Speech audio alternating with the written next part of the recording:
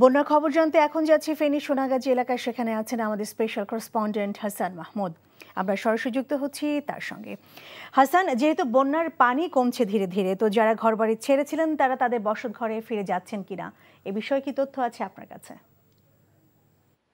লীনা, আমি এই মুহূর্তে দাঁড়িয়ে আছি সোনাগাজীর চর মজলিশপুর ইউনিয়ন। এই ইউনিয়নের পাশে যে হুগলি খাল এবং যে খালটি মিশেছে ছোট ফেনী নদীর সাথে, সেই ছোট ফেনী নদী কিন্তু ভেঙে চুরে একাকার।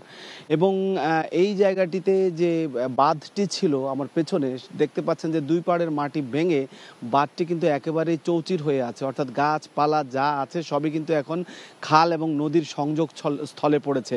এই খাল এবং নদীর সংযোগস্থলে কিন্তু নোনা পানি ঢুকেছে এবং এই নোনা পানি কিন্তু তাদের যে বসত ভিটা এবং ফসলি জমি সেখানে কিন্তু ঢুকে পড়েছে। এতে তো একটি দীর্ঘমেয়াদী ক্ষতি হবেই, যে নোনা পানির কারণে, লবণাক্ত পানির কারণে চাষাবাদ যেমন বিঘ্নিত হবে, তেমনি বর্তমানে পানি নেমে যাওয়ার সাথে প্রতিনিয়ত পাড় ভাঙছে, অর্থাৎ এই নদীর দুপাশের যে বসত ভিটা সেটি কিন্তু ভেঙে গেছে। দুটো পাকা বাড়ি এখানে কিন্তু তলিয়ে গেছে এবং পাড়গুলো ভেঙে পড়ছে। পাড়ের পাশে যে বাড়িগুলো আছে সেই বাড়িগুলো কিন্তু ধীরে ধীরে নদীতে তলিয়ে যাচ্ছে। এখানে জোয়ার ভাটার বিষয় রয়েছে। জোয়ার যখন হয় তখন আমি যেই জায়গাটিতে দাঁড়িয়ে আছি তা আমার কোমর পর্যন্ত কিন্তু প্রতিদিনই এখানে জোয়ারের পানি উঠছে এবং ভাটার সময় সেগুলো নেমে যাচ্ছে। যদিও নেমে যাচ্ছে, কিন্তু জোয়ারের সময় যখন পানিটা ওঠে তখন কিন্তু প্রতিনিয়ত পাড়টা আছড়ে ভেঙে পড়ছে নদীতে। এবং এখানে কোম্পানিগঞ্জ দাগনভূঞা হয়ে যে মুসাপুর ক্লোজার, সেই মুসাপুর ক্লোজারটি কিন্তু ভেঙে গেছে। যেই মুসাপুর ক্লোজারটি পুনর্নির্মাণ নির্মাণ বা কোনোভাবে সেটিকে মেরামত করা না গেলে এই অঞ্চলের যে বাড়িঘরগুলো আছে, বিশেষ করে পাকা দালান এবং ইটের বা মাটির যে বাড়িগুলো আছে সেগুলো কিন্তু নদীতে তলিয়ে যাচ্ছে। এবং এখানে আমি দেখেছি যে এই এলাকাটি অনেক ভেতরে, আমরাও আসতে খুব বেগ পেতে হয়েছে। সেই জায়গাটিতে মানুষ কিন্তু অপেক্ষা করছে। এখানে তারা বলছেন ত্রাণ তো আসেনি, কোনো গণমাধ্যমও এই পর্যন্ত, অর্থাৎ এই সময় পর্যন্ত কেউই আসেনি। এবং আমরা খবর পেয়ে এখানে আসলাম এবং দেখলাম যে আসলেই ব্যাপারটি খুবই ভয়াবহ অবস্থা। এবং আমি যে পাড়ে রয়েছে সেই পাড়ের সাথে পেছনে যে পাড় রয়েছে সেখানে কিন্তু স্কুল কলেজ, এটি দিয়ে তো যেতে পারছেই না স্কুল কলেজ মাদ্রাসায়। পাশাপাশি সংকটটা মূলত হচ্ছে তাদের বাড়িঘর ভেঙে কিন্তু নদীতে তলিয়ে যাচ্ছে, অর্থাৎ তারা রাতে ঘুমাতেও পারছে না। যখন জোয়ারের পানি আসছে তখন কিন্তু তারা সারা রাত বা রাতের মধ্যাংশ বা একটা অংশ কিন্তু জেগে থাকতে হচ্ছে। জোয়ারের পানি না নামা পর্যন্ত তাদের বাড়িটি ভেঙে পড়ছে কিনা সেটি তারা নিশ্চিত হতে পারছে না। কারণ তারা যারা আছেন এখনো বাড়ি, যাদের এখনো অক্ষত আছে, তারা দেখেছেন অন্য বাড়িগুলো ভেঙে পড়ে যেতে এবং সেই বাড়ির মানুষেরা কিন্তু আশ্রয় কেন্দ্রে উঠেছে এবং বিভিন্ন আশ্রয় কেন্দ্রে আশ্রয় নিয়েছে। তারা বলছেন যে পানি নেমে গেছে ঠিক আছে, কিন্তু পানি নেমে যাওয়ার পরে তারা নিজেদের মতো করে চলছে, কারণ এত প্রত্যন্ত অঞ্চলে ট্রাক বা কিছু নিয়ে এই পর্যন্ত এসে তাদের কাছে ত্রাণ পৌঁছানো আসলে অনেকটা দুষ্কর। কারণ আমরাও এসেছি মোটরসাইকেলে, অনেক দূর হেঁটে, কয়েক মাইল হেঁটে আমরা কিন্তু এখানে ঢুকেছি এবং মোটরসাইকেলে। তো সব মিলিয়ে এই জায়গাটির মানুষ একেবারে অবহেলিত এবং তারা প্রতিনিয়ত কিন্তু নদীর পাড়ে বসে থাকেন। অর্থাৎ অনেককে আমরা দেখেছি যে এখানেও আমরা যখন কথা বলছি আশপাশে কিন্তু প্রচুর মানুষ রয়েছে। তাদের অর্থ এটা দাঁড়াচ্ছে যে তারা একটা শঙ্কায় রয়েছে নদীর পাড় কখন আবার ভেঙে পড়ে, কারণ পাড়ের পাশ দিয়েই বাড়িগুলো রয়েছে।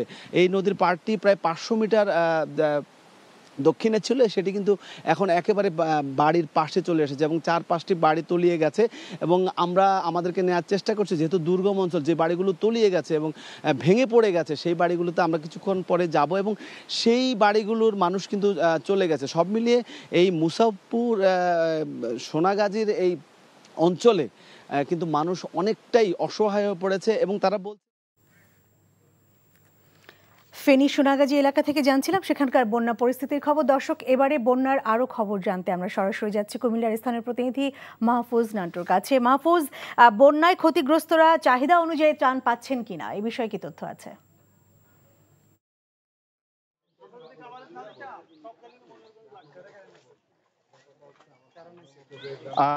আমি এখন আছি কুমিল্লার বুড়িচং উপজেলার বেড়াজাল গ্রামে। আপনাকে জানিয়ে রাখি যে পরিমাণ ত্রাণের দরকার বন্যা পরবর্তী সময়, আসলে সেই পরিমাণ ত্রাণ কিন্তু এখন আসছে না। প্রথম যে ত্রাণগুলো আসছিল সেগুলো বেসরকারি এবং সরকারি উদ্যোগে বিভিন্ন বন্যা কবলিত গ্রামে গিয়েছে। সেই ত্রাণগুলো এখন তাদের যে ত্রাণগুলো প্রয়োজন, মূলত ঔষধ, চিকিৎসা সামগ্রী এবং তাদের ঘর পুনর্নির্মাণের জন্য যেই দরকার, তাদের আর্থিক সহযোগিতা দরকার, সেগুলো মূলত এখন পর্যন্ত কোথাও আসেনি। বিশেষ করে কি পরিমাণ পরিমাণ ঘর বাড়ি ধ্বংস হয়েছে সেই অ্যাসেসমেন্টও কিন্তু এখন পর্যন্ত তৈরি করতে পারেনি জেলা ত্রাণ ও পুনর্বাসন কর্মকর্তা সহ অন্যান্য সংশ্লিষ্ট দপ্তরগুলো। তো আমি এখন মূলত যে জায়গাটিতে দাঁড়িয়ে রয়েছি সেটি হচ্ছে গুমতির বেড়িবাঁধ, যে জায়গাটা থেকে ভেঙেছে ভুরভুরিয়া তার পাশের গ্রাম।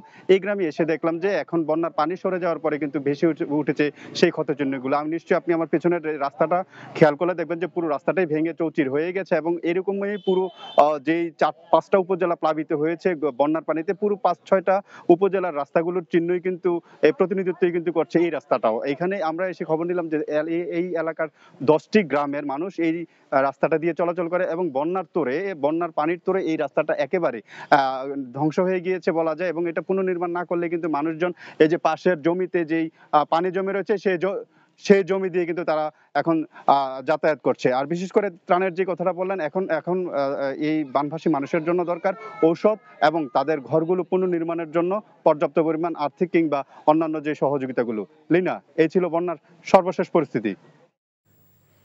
কুমিল্লা থেকে জানছিলাম সেখানকার বন্যার্তদের খবর।